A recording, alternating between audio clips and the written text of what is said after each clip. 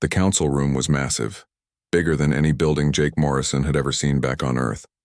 The ceiling stretched so high that clouds formed near the top, and the walls glowed with a soft blue light that came from crystals the size of trucks. Hundreds of aliens filled the space, each one stranger than the last. The Valkyrians sat in the front rows like they owned the place. They looked like giant insects, standing 10 feet tall with bodies covered in hard crystal shells that reflected the light in rainbow colors. Their multiple eyes moved independently, watching everything at once. When they talked, their mouths clicked and clacked in a way that made Jake's skin crawl. Next to them were the Threxians, creatures with 4 arms and skin that changed colors based on their mood. Right now, most of them showed deep purple, which Jake had learned meant they were feeling superior and pleased with themselves. Their ambassador, Krelnax, gestured with all 4 arms as he talked, making sure everyone in the room watched him. Floating above the crowd were the Zephlon spheres, transparent balls filled with glowing gas where telepathic beings lived. They could push their thoughts directly into your head if they wanted to, though they usually only bothered with species they considered important. Jake had felt their mental touch once, and it had felt like ice water being poured through his brain. All around the room, dozens of other alien species filled the seats. Some breathed different air and sat in special containers. Others were so large they took up 3 seats each. A few were so small that Jake could barely see them even with the magnification screens. Every single one of them had been traveling between stars for thousands of years, building empires and fighting wars while humans were still learning to make fire. And in the very back corner, almost hidden behind a support column, sat the human delegation. 3 people in a room of thousands. Jake sat with his arms crossed, his face showing nothing. Next to him, Lisa Chen typed notes on her datapad, her fingers moving steadily across the screen. On his other side, Ben Carter fought to keep his eyes open. They had been sitting here for 17 hours straight, listening to debates about trade routes and mining rights and territorial disputes. The Valkyrian High Chancellor, Zixthor, raised one of his blade-like arms for silence. The room quieted immediately. His voice came out in clicks and whistles, but the translator in Jake's ear turned it into words he could understand. "We now address the matter of the human petition," Zixthor said. His mandibles moved in what the humans had learned was the Valkyrian version of a smile. It was not a friendly expression. The species that only learned to travel faster than light 30 years ago wishes to sit on our Security Council. Laughter filled the room. It came in different forms depending on the species. Some clicked, some whistled, some made sounds that had no human equivalent, but the meaning was the same. They thought the idea was ridiculous. Krelnax stood up, his 4 arms spread wide. "Perhaps in another 1,000 years we might consider such a request. If they managed to survive that long, of course." More laughter echoed through the chamber. Jake did not move. His face stayed calm and empty. Lisa kept typing. Ben yawned and covered it poorly with his hand. The council moved on to other business. The Valkyrians wanted to claim 3 new sectors of space for mining and resource collection. 2 of those sectors were right next to human colonies, but nobody seemed to care about that detail. The Threxians seconded the motion immediately. Jake noticed how Krelnax and Zixthor exchanged looks. They had clearly made a deal before the meeting started. "All in favor?" Zixthor called out. Arms and tentacles and appendages of every description rose into the air. The vote was unanimous. Well, almost unanimous. Jake raised his hand in objection, but nobody looked at him. "The human objection is noted for the record," Zixthor said without even glancing in their direction. "Motion passes." Just like that, millions of humans living in those sectors now had to deal with Valkyrian control. Their homes, their farms, their lives. All decided in 5 minutes by aliens who thought of them as barely more than clever animals. As the session finally ended, several delegates walked past the human section. A Threxian stopped and looked down at them with all 4 eyes. "Don't feel bad," he said in a voice that dripped with false kindness. "Every species must start at the bottom. You'll understand how things work eventually." Jake smiled politely. "I'm sure we will." A Zephlon sphere floated nearby, and suddenly Jake felt the cold touch of thoughts that were not his own entering his mind. "Perhaps in time you will prove yourselves worthy of notice. Until then, observe and learn from your betters." "We're learning a lot," Jake replied out loud. The sphere pulsed once and drifted away. The 3 humans gathered their materials and walked toward the exit. Not the main exit that the other delegates used with its grand archway and ceremonial guards. They headed for the side door marked for observer species and non-voting members, the door that led to the back hallways where the maintenance crews worked. As they walked down the narrow corridor, Ben finally spoke. "How much longer do we have to put up with this garbage?" "As long as it takes," Jake said. His voice was calm, but there was something underneath it. Something hard. Lisa looked up from her pad. "Did you see the Valkyrian fleet movements? They've been repositioning ships near the outer rim for 3 weeks. "I saw," Jake said. "So did they." Ben glanced at him. "They?" Jake did not answer. He did not need to. They all knew who he meant. Behind them, back in the Grand Council chamber, the lights flickered for just a moment. In the shadows along the walls, something moved, not much. Just a ripple in the darkness like heat waves on a summer road. None of the aliens noticed. They were too busy congratulating themselves on another successful session, another day of maintaining the order they had built over thousands of years. They did not see the shapes in the shadows. They did not feel the eyes watching them from places that existed between normal space. They had no idea that every word they spoke, every insult they delivered, every dismissive gesture they made toward the quiet humans in the back, was being observed by something that did not play by the rules of normal physics. Jake walked through the corridors with Lisa and Ben, his face showing nothing. But deep in his jacket pocket, his communication device vibrated once. He pulled it out and glanced at the screen. The message was short, written in a code that only a handful of humans could read. "We are here. We are watching. Say the word." Jake deleted the message and put the device away. He looked at Lisa and Ben. "Tomorrow's session starts at dawn. Get some rest. What about you?" Lisa asked. "I have a call to make," Jake said. He split off from the others and headed down a different corridor, one that led to the human quarters. The hallways here were empty and quiet. When he was sure he was alone, he pulled out the communicator again and typed a single word. "Wait." The reply came instantly. "Understood." In the space outside the station, in the vast emptiness between stars, something waited. Things that existed in dimensions humans barely understood. Things that had been humanity's secret allies for decades. Things that could tear apart the most powerful warships in the galaxy without breaking the laws of physics, simply by using different laws entirely. The Galactic Council thought humans were weak. They thought humanity had nothing but outdated ships and stubborn pride. They had no idea what waited in the shadows, patient and silent, ready to move the moment their human allies gave the signal. Jake Morrison walked to his quarters and sealed the door behind him. He sat on his bed and allowed himself one small smile. The Council had made their choice. They had pushed and insulted and dismissed humanity one time too many. Soon, very soon, they would learn what a mistake that was. But not yet. Not quite yet. First, he would let them push a little further. Let them think they had won. Let them get comfortable in their arrogance, and then the shadows would move. 3 days passed before the Valkyrians made their move. Jake had expected it would be soon, but even he felt surprised at how bold they were. The announcement came through official channels at midnight station time, designed to catch everyone off guard. 12 colony worlds received the same message simultaneously. The words were polite, but the meaning was clear as glass. Evacuate within 48 hours or be considered hostile forces subject to military action. 5 of those worlds had human populations in the millions. 3 more had significant human presence alongside other species. The emergency council session convened 6 hours later. The chamber filled quickly, with delegates rushing in from all corners of the station. Some had clearly been sleeping. Others looked like they had been expecting this. The Threxians arrived early and took their seats with knowing looks on their faces. They had been in on this from the start. Jake, Lisa, and Ben walked into the chamber and headed straight for their usual seats in the back. Several delegates watched them pass.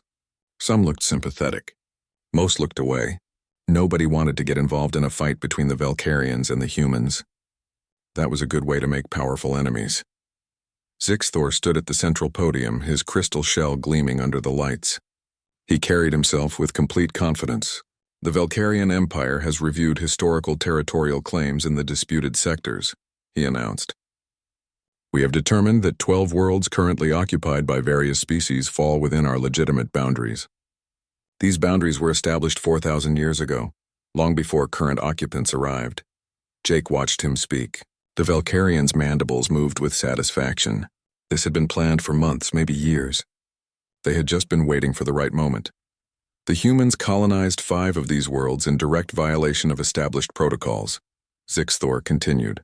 They arrived without proper authorization from this council. They built settlements without permission. They ignored our warnings. Jake stood up slowly. Every eye in the chamber turned to him. He walked down the aisle toward the center floor, moving past rows of seats filled with aliens who had ruled the galaxy for millennia. When he reached the speaking floor, he turned to face Zixthor directly. Those protocols were made before humanity joined the galactic community, Jake said clearly. We were not at the table when you drew those lines. We had no voice in those decisions. Krelnax rose from his seat, all 4 arms gesturing dramatically. And that is precisely why your opinion holds no weight here. This is a matter for established powers to resolve. The Valkyrian Empire has legitimate claims. The Threxian Empire supports those claims. The matter is settled. Settled without even hearing our side? Lisa called from the back. Her voice was calm, but it carried through the chamber. A Zephlon sphere pulsed with orange light, indicating mild interest but no real concern. The telepathic beings remained neutral, their thoughts carefully shielded from everyone. The dozen other major species on the council avoided looking at the humans. Nobody wanted to challenge the Valkyrians over newcomers who had only been in space for 30 years. The vote came quickly. The Valkyrian territorial claims were recognized. Humanity had 24 hours to begin evacuation. Not 48 anymore. The deadline had been cut in half as punishment for speaking up. This will teach them their proper place, one delegate muttered to another. They were not as quiet as they thought. Jake heard every word.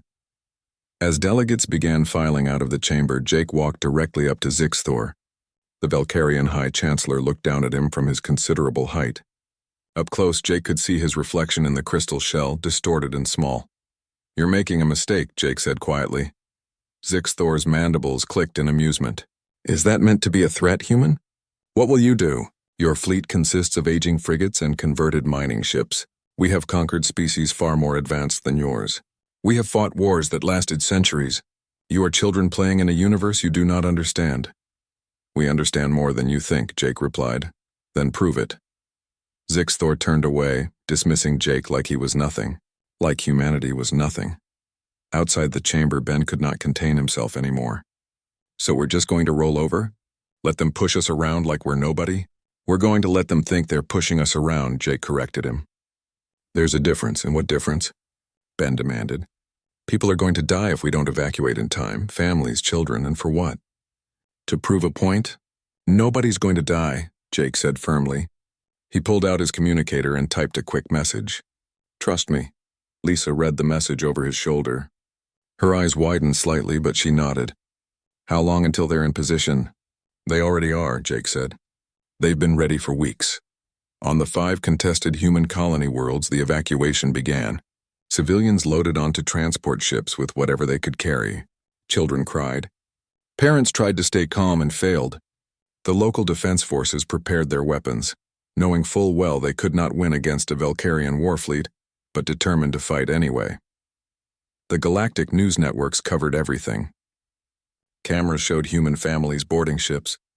Reporters interviewed military experts who explained in detail how quickly the human defenses would fall.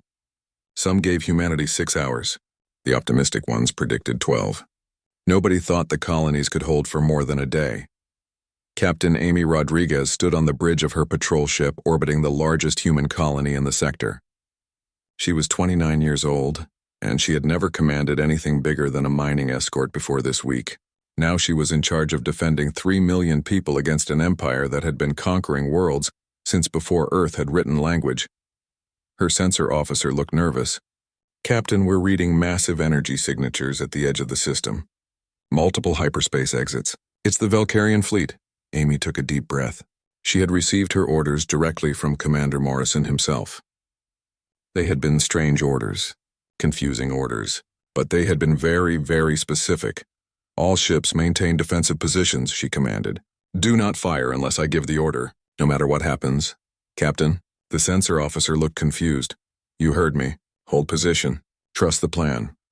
Deep in space, far from any world or station, something waited. Ships that did not appear on any scanner. Vessels that existed in the spaces between dimensions where normal physics did not apply. They had been there for weeks, watching and waiting, patient beyond human understanding. Inside one of these ships, if they could be called ships, beings of living shadow observed the approaching Valkyrian fleet through senses that human science could not explain. They communicated without words, sharing thoughts and feelings and calculations across dimensions. The Valkyrians were coming. The time was near.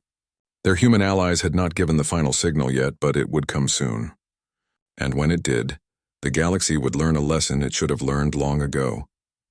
Never dismiss those who sit quietly in the back. Never assume that silence means weakness, and never ever push someone until you know what stands behind them in the shadows.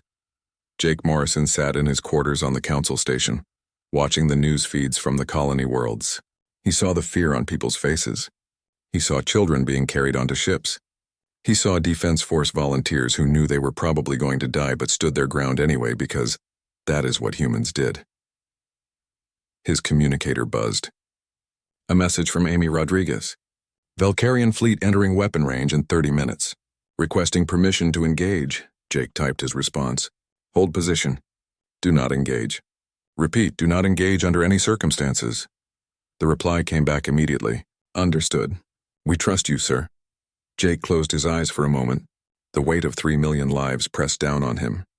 If he was wrong about this, if he had miscalculated, those people would pay the price. But he was not wrong. He could not be wrong. Too much depended on this moment. He opened his communicator and pulled up a special frequency, one that normal human technology should not have been able to access. A frequency that existed between dimensions, touching realities that overlapped with his own but remained separate. He typed a single message. They've gone too far. Show them what they're dealing with. But do not destroy them, not yet. Just make them understand. The response came back in text that seemed to shift and change as he read it. Letters made of shadow that hurt to look at directly. We have waited for this moment. We will show them. We will make them see. Jake put the communicator down and stood up. He walked to the window of his quarters and looked out at the stars. Somewhere out there, a Valkyrian fleet was about to learn that the universe was much stranger and more dangerous than they had ever imagined. And they were about to learn it from the shadows that humanity called friends. The Valkyrian armada dropped out of hyperspace like a hammer falling on an anvil. 300 warships materialized at the edge of the system, their weapons already charging, their shields already active. These were not exploration vessels or trade ships. These were pure instruments of war, each one designed to crack planets and burn civilizations. Admiral Vextil commanded from the Bridge of the Dominance, a battlecruiser so large that it had its own gravity. The ship had destroyed 17 civilizations in Valkyrian history. Plaques on the wall listed each one, a proud record of conquest stretching back thousands of years. Today would add number 18. Status report. Vextil clicked, his mandibles moving with anticipation. Human colony world detected, Admiral. Population reading 3.2 million. Defense satellites are active but minimal. We count 3 patrol vessels, standard class. No capital ships. No heavy weapons platforms. The sensor officer paused. Sir, they're not even trying to run. The civilian transports are still on the ground. Fools, Vextil said with satisfaction. They think we're bluffing. Open a channel to their defense commander. The view screen flickered and a human female appeared. She looked young, far too young to be commanding anything. Her uniform was neat but showed signs of hasty preparation. Her eyes were steady, though. Whatever else she might be, she was not a coward. This is Captain Amy Rodriguez of the Colony Defense Force, she said. I'm speaking for all 3 million people on this world. You should be evacuating them, Vextil replied. You have 6 hours remaining before we consider you a hostile target. We're not going anywhere, Amy said simply. This is our home. We're not leaving. Then you are sentencing them to death. Your choice.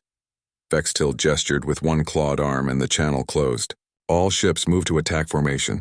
Target their defense installations first. Make this quick.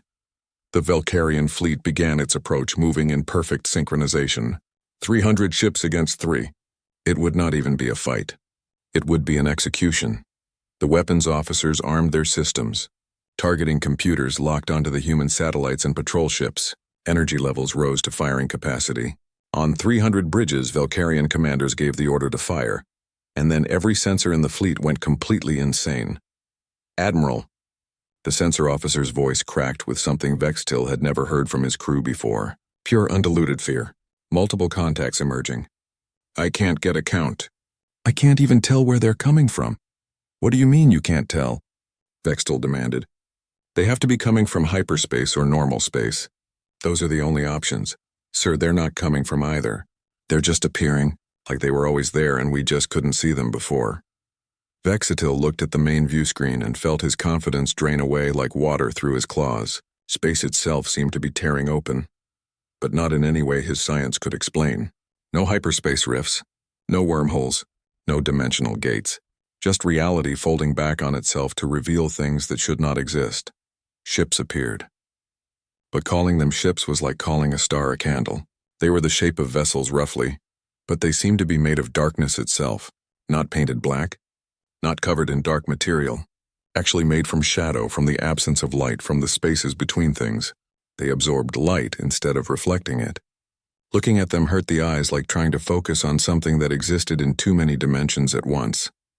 How many? Vextil whispered. 50. No, 70. Admiral, they keep appearing. I count 100 now. 120. They're everywhere. The shadow ships surrounded the Valkyrian fleet like wolves circling prey. They moved without any visible propulsion system. They simply were in one place and then they were in another place with no transition in between. What are they?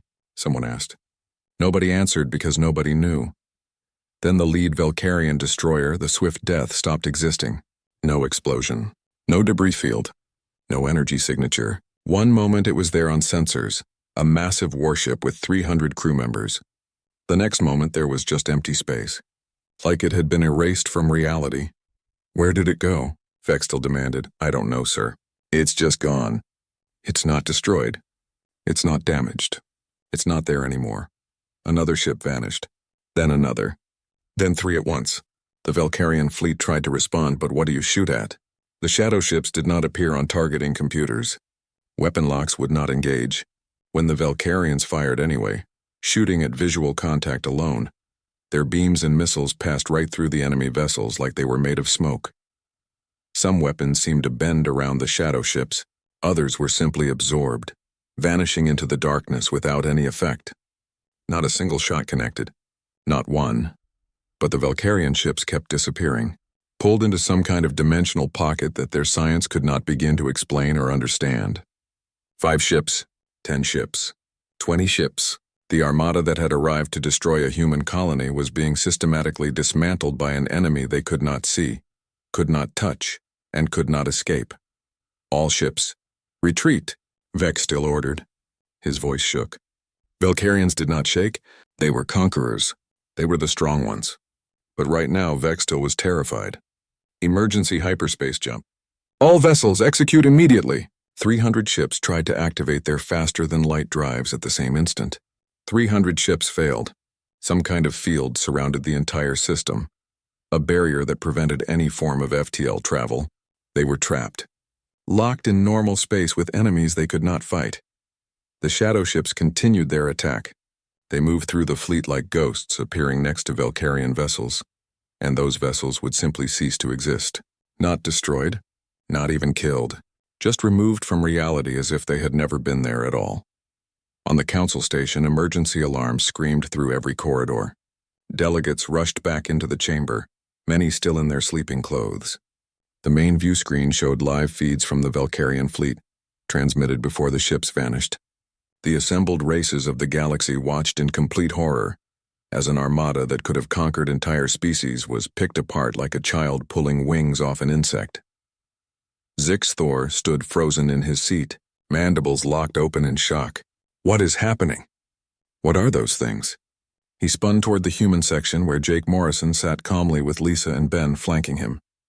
Their faces showed no surprise, no fear, just patient waiting. What have you done? Zix Thor's voice came out as a whisper. What is this? Jake stood slowly and walked down to the central floor. Every eye in the chamber followed him.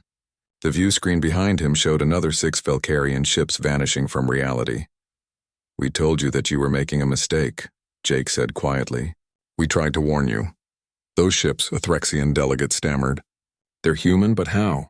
Your technology is decades behind ours, centuries behind the Valkyrians. They're not human ships, Lisa explained, standing up from her seat. They're something else. Something we met a long time ago, before we ever came to the council, before we even knew you existed. The view screen now showed the Valkyrian flagship, the mighty Dominance, surrounded by 6 of the shadow ships. Vextil's panicked transmissions filled the chamber. Please, we surrender. We'll withdraw. We'll leave the sector. Just stop. Please stop. Jake pulled out his communicator. Every delegate in the chamber watched him. The room was so quiet that the click of his fingers on the device echoed off the walls. He spoke a single sentence. Hold your fire. In the distant system, the shadow ships stopped. They did not retreat or disappear. They simply stopped moving, stopped attacking, hanging in space like dark statues. The remaining Valkyrian vessels, less than a third of the original fleet, floated helplessly. Their weapons were offline. Their shields were down. Their crews were in complete shock. A Zephlon sphere floated forward, pulsing with colors nobody had ever seen before. The telepathic thought that emerged was laced with emotions that might have been fear or awe or both. You can't control beings with that kind of power. Nothing in the galaxy could control them. We don't control them, Ben said from his position next to Jake. They're not our pets. They're not our weapons. They're our allies, our partners. And they've been watching every council session, every vote, every insult, every time you dismissed us, every time you treated us like we were nothing. They were there in the shadows behind us, waiting. Jake's voice cut through the shocked silence, waiting to see if you would treat humanity fairly, waiting to see if the galactic community would give us a chance, waiting to see if you were worthy of respect. He paused, and when he spoke again, his voice was hard as steel. You failed that test. The chamber erupted into chaos. Delegates shouted questions. Some demanded explanations. Others called for emergency security measures. The Valkyrians sat in stunned silence. The Threxians tried to apologize, all 4 arms waving frantically. Even the normally calm Zephlon collective showed signs of agitation, their spheres pulsing rapidly through the entire color spectrum. Jake stood at the center of it all, calm and unmoved. Behind him on the view screen, the shadow ships waited in the darkness of space, patient, silent, ready to continue if their human allies gave the word. The galaxy had learned a lesson today. The quiet ones in the back were not weak. They were not helpless. They had friends in places that the old powers had never imagined. Friends who could bend reality itself. Friends who had been waiting all this time for someone to push humanity too far. And now everyone knew it. The emergency session lasted 3 days without a break. Delegates from every race demanded answers. The Valkyrians withdrew their territorial claims within the first hour. The Threxians issued formal apologies within the first 6 hours. By the end of the first day, every species on the council had reversed their previous votes regarding human status. But that was not enough. Everyone wanted to know what the shadow ships were, where they came from, and most importantly, what they wanted. Jake Morrison stood at the central podium, the place where humans had never been invited to speak before. Now every eye in the chamber fixed on him with a mixture of fear and desperate curiosity. Lisa and Ben stood beside him, helping to manage the data displays on the massive view screens that surrounded the chamber. 47 years ago, Jake began. Before humanity achieved faster-than-light travel, before we knew about any of you, a ship arrived in our solar system. The view screen changed, showing grainy old footage from Earth satellites. The images were poor quality, but they clearly showed something appearing near Jupiter, something that had no business being there. We called them the Veil, Jake continued. We didn't know what else to call them. They came from somewhere else, not from another star system, from another dimension entirely, a place that exists alongside our universe but follows different rules, different physics. Lisa activated another display. Mathematical formulas and dimensional diagrams appeared, far beyond what most species in the chamber could fully comprehend. Their realm intersects with ours at specific points. They can observe our universe, even interact with it in limited ways, but they cannot exist here fully. The laws of physics in our dimension are incompatible with their nature. So they're prisoners in their own dimension? A Threxian delegate asked. The fear in his voice was obvious. Not prisoners, Ben corrected. Just limited. Think of it like fish in the ocean. They can see the sky above the water.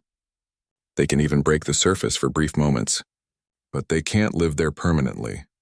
The Veil are similar. They can visit our dimension but not stay. Jake pulled up more images. These showed meetings between humans and shapes that hurt to look at directly, beings that seemed to flicker between existing and not existing. The Veil approached us because they were curious. They had been watching the galaxy for thousands of years, observing the council races, studying your wars and your empires and your civilizations. But they had never made contact with anyone before. Why us? Zixthor asked quietly. The Valkyrian High Chancellor looked like he had aged a century in 3 days. Why humanity? We are older, more advanced. Why choose you? Because we were new, Lisa explained. Because we had not established ourselves yet. The Veil wanted partners in our dimension, but they needed a species that would accept them as equals, not try to conquer or control them. The old races are too set in their ways, too confident in their power. Humanity was different. We were young enough to still be flexible, still willing to consider the impossible. Jake continued the story. They offered us a deal. They would share some of their technology, teach us how to manipulate dimensional boundaries and energy states that normal physics says are impossible. In exchange, we would be their anchor in normal space, their eyes and ears in this dimension, their friends. And you agreed? A small delegate from a species Jake did not recognize spoke up. Just like that? Without knowing what they might ask you to do?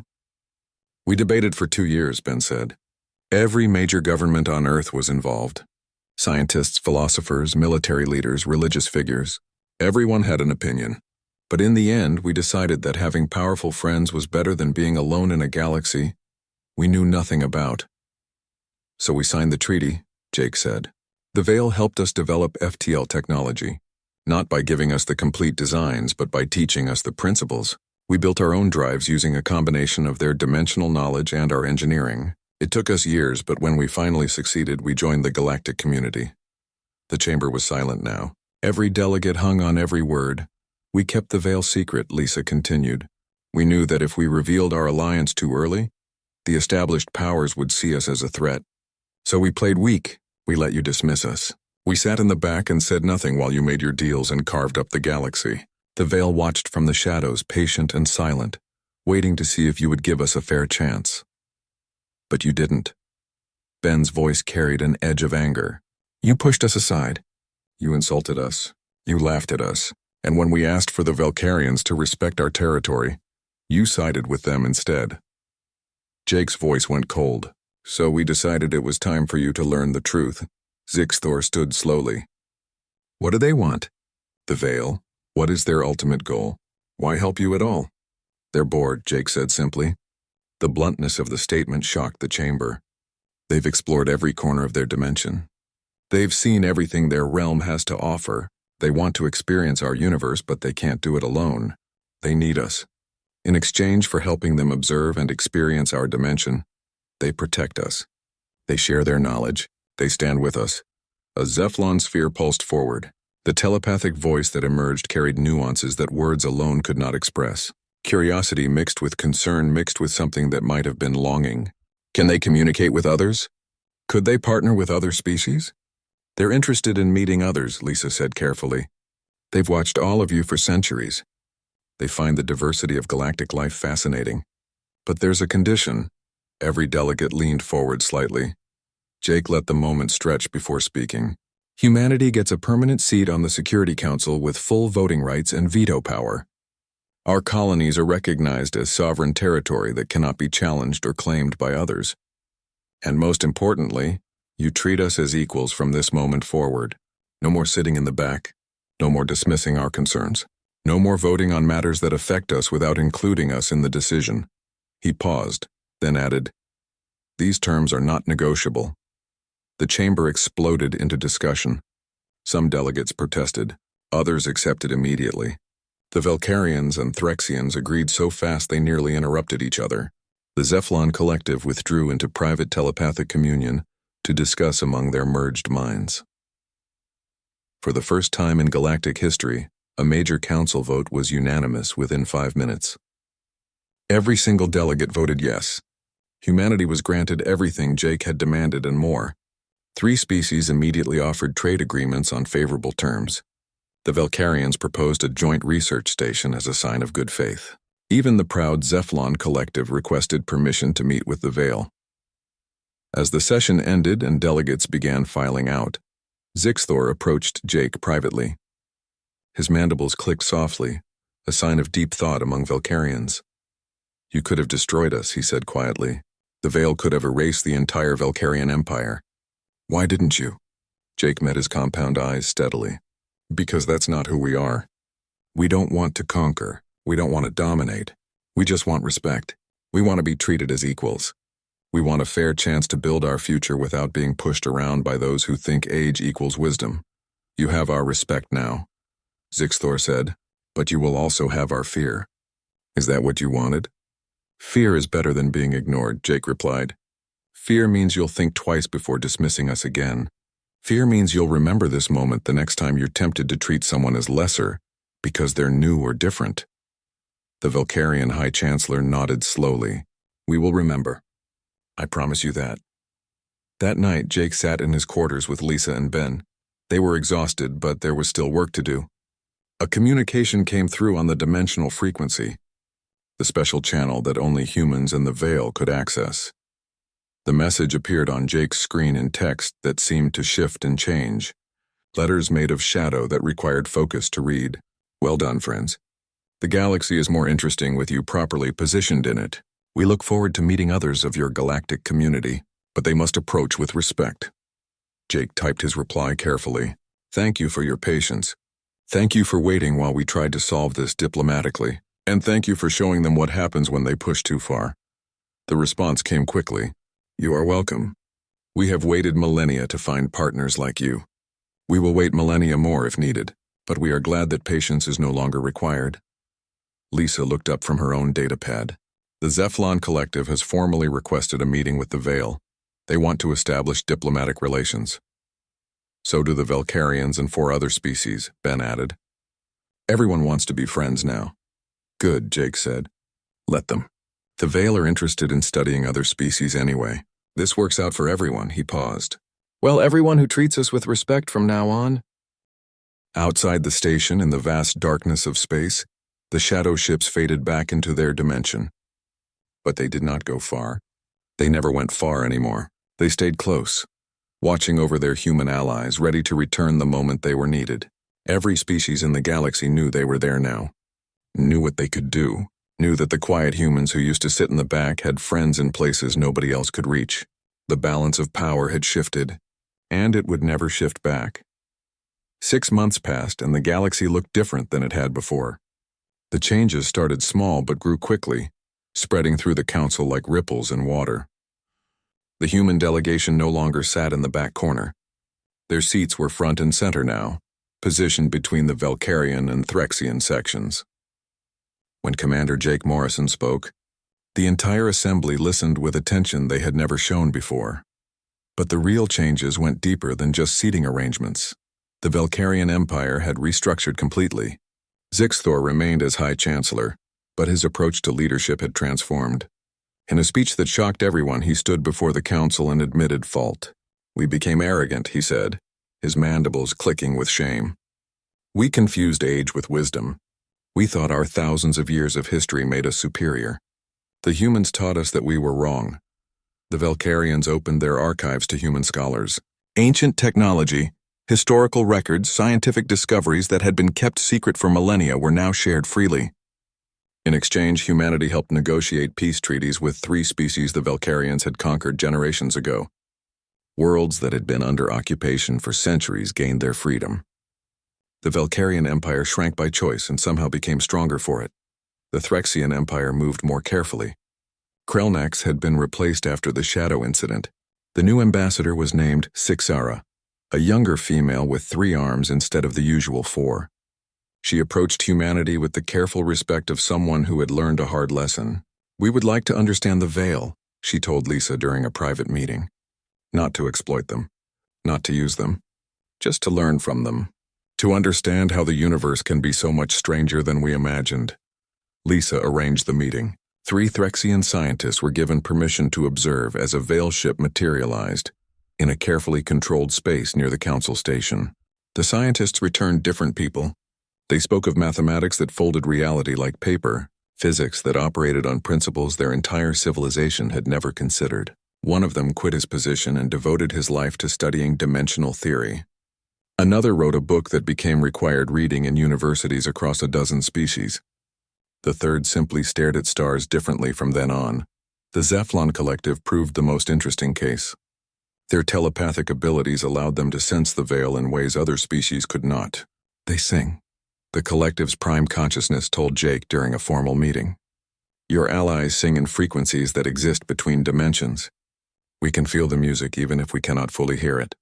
It is the most beautiful and terrifying thing we have ever experienced. The cultural exchange that followed lasted 3 days. Veil entities visited the Zephlon home sphere, a massive artificial world where 47 different telepathic species lived in mental communion. For 72 hours, the collective experienced direct contact with beings from beyond their dimension. When it ended, the Zephlon emerged changed. They began researching ways to expand their consciousness into dimensional spaces they had never known existed. Their telepathy evolved, touching minds across distances that should have been impossible. Other races approached humanity with offers. The Corvin Unity wanted to establish joint military exercises. The Pale Syndicate proposed trade agreements heavily weighted in humanity's favor. The Drix Commonwealth asked for help mediating a border dispute, trusting human judgment where they would not trust other council members. Jake accepted some offers and declined others. Every decision was made carefully, always in consultation with the Veil. The partnership between humanity and the dimensional beings grew stronger, built on mutual respect and genuine friendship. It was not the relationship of master and servant. It was not one species using another. It was something the galaxy had rarely seen, true alliance between completely different forms of life. But not everyone was happy with the new order. Dissidents emerged across multiple species.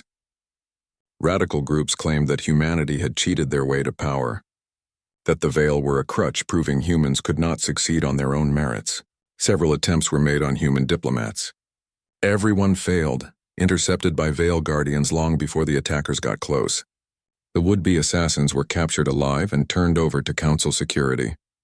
Humanity made it clear they wanted justice, not revenge. Jake addressed the growing discontent in a speech to the full Galactic Council. He stood at the central podium looking out at thousands of alien faces and spoke words that would be quoted for generations. Some of you think we didn't earn our place here, that we leveraged the Veil's power without deserving it. I want to address that directly. He paused, making eye contact with delegates from every major species. But first, let me ask you something. How did the Valkyrians become powerful? Zixthor looked surprised but answered. Through alliances with other species, through trade and treaties and mutual defense pacts. Exactly, Jake said. And the Threxians? Your empire spans dozens of worlds because you allied with the Corvin Unity 3 centuries ago. That alliance gave you the resources to expand. You didn't do it alone. Sixara nodded slowly, beginning to understand where he was going. The Zephlon Collective, Jake continued, is literally 47 different species joined in telepathic union. None of you could have achieved what you did without partnerships, without agreements, without allies who made you stronger than you were alone. That's what civilization is. That's what the Council is supposed to be. Ben stepped forward to continue. We formed our alliance before we knew about any of you. We met the Veil while we were still stuck on one planet, still figuring out how to travel between worlds. That wasn't luck. That was humanity looking beyond ourselves, being willing to partner with something we didn't fully understand because we recognized potential. That's not weakness, Lisa added. That's wisdom. That's the same wisdom every successful species in this chamber has shown. The only difference is we found unusual allies. Jake's voice went hard. And if you can't accept that, ask yourselves this question. Would you rather have us as partners or adversaries? Because the Veil will stand with us either way. They chose us. They trust us. They call us friends. No amount of resentment from any of you will change that. The dissent did not disappear after that speech, but it diminished. Most races chose partnership over confrontation. The few that remained hostile found themselves isolated, left out of the new agreements and alliances forming around humanity. On the contested colony worlds that had nearly started a war, humans now worked alongside Valkyrian scientists. Research stations studied dimensional physics and normal space physics side by side, learning from each other. Children from 3 different species attended schools together, learning human history and Valkyrian culture and Threxian mathematics. The shadow ships that had terrified an armada now patrolled the borders, but they were seen as guardians instead of threats. Jake Morrison eventually retired from diplomatic service. He was 53 years old, and he had spent more than 2 decades representing humanity among the stars. His replacement was Captain Amy Rodriguez, the young woman who had faced down the Valkyrian fleet without flinching. She was 30 years old now, confident and sharp, carrying herself with the easy authority of someone who had already proven herself in the worst circumstances imaginable. Her first act as the new human representative was to propose something radical. A joint council initiative to explore the spaces between dimensions, learning from the veil to expand every species' understanding of reality. The proposal included funding for research stations, educational programs, and cultural exchanges that would involve dozens of races working together. The vote was not unanimous. 2 species voted against it, worried about the dangers of dimensional research. But everyone else voted yes, eager to learn more about the universe they thought they understood. Construction began within the month.